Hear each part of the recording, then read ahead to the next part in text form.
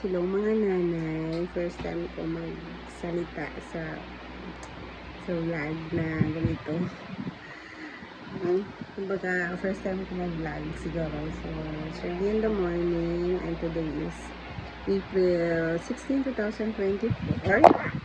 Kasalukuyan ako nagpapatulog ng baby ko kanina. Karga-karga ko siya.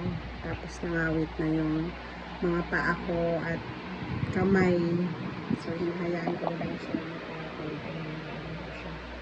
Hello, Turdy! Hi! Say hi!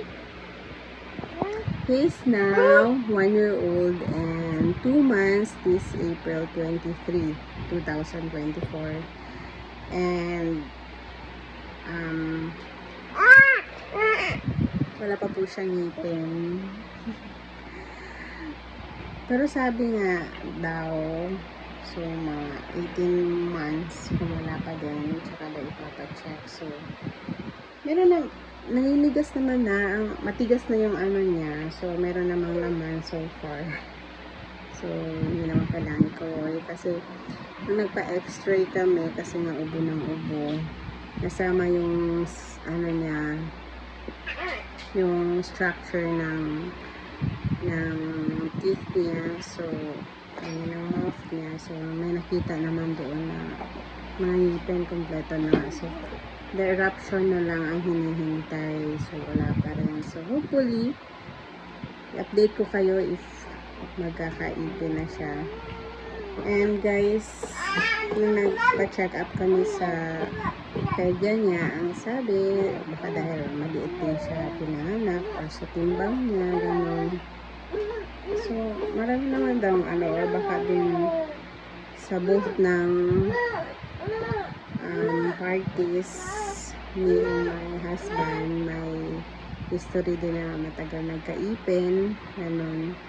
So, sana nga, tingnan natin abangan. Update ko kayo if may ngipin na siya yung ilang month lumabas. Wala pang ngipin ng baby namin. So, yun. So, yan lang siya. Lakad-lakad. Naglagay lang ako. Bumili ako na. Nakakatulong talaga tong fence na to. Ito. Tapos, tinanggal na lang namin yung kama. Tapos, nilagay namin yung kutsyon dito sa loob. Tapos, dito na rin kami natutulog kasi nung nag-start siya mag-crawling, napansin namin, tulog pa kami, o hindi namin namamalayan. Nandun na siya sa tiles, sa labas ng kutsyon. So, natatakot kami, baka anong mangyari. Ayan, tas di namin namalayan, tulog kami. So, doon na lang ginawa namin. Nung una, tinanggalan namin yung kutsyon, doon kami sa baba natulog. Tapos, yun na nga, lumalabas siya ng kutsyon. So, bahit yung kutsyon. So, ayan, bumili na lang ako ng fence na ganito. At saka guys, dito siya natuto maglakad. Parang 8 to 9 months pa lang ata. Natuto na siyang tumayo. Tapos, ayan, dito siya natuto maglakad. Nakakatulong naman. So far. Tapos, sa labas sa sala, nandun yung crib.